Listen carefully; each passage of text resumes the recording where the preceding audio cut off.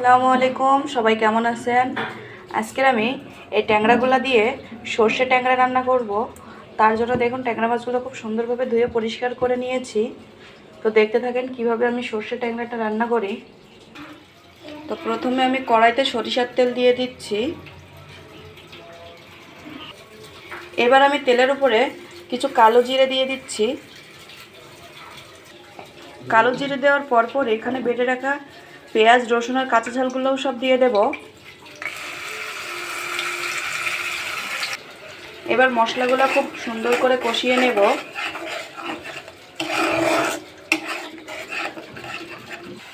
এবার মশলার ভিতরে স্বাদ মতো লবণ দিয়ে দিচ্ছি আর পরিমাণ মতো হলুদ গুঁড়ো দিয়ে আবার একটু ভালো করে কষিয়ে নেব।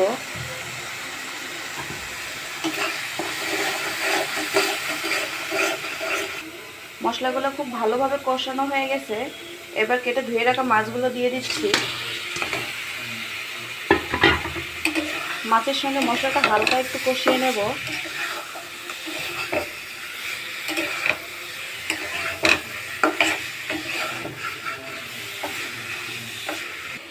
মাছগুলো খুব সুন্দরভাবে কষিয়ে নিয়েছি।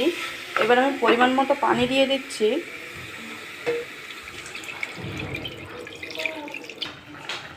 মাছের ঝোলে খুব ভালোভাবে জাল উঠে গিয়েছে। এবার আমি বেটে রাখা সরিষাগুলো সব দিয়ে দেব ঝোলের ভিতর।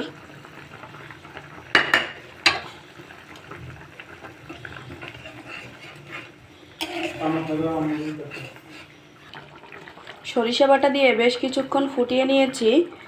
প্রায় রান্না শেষ। এবার সব শেষে চুলা অফ করে দিয়ে ওপর থেকে সামান্য একটু সরিষার তেল দিয়ে দিলেই কিন্তু হয়ে যাবে আজকের সর্ষে ট্যাংরা রান্না। তো এই সর্ষে ট্যাংরার রেসিপিটা আপনাদের কাছে কেমন লেগেছে অবশ্যই জানাবেন। আর ধন্যবাদ কষ্ট করে শেষ পর্যন্ত রান্নার রেসিপিটা দেখার জন্য। আসসালামু আলাইকুম।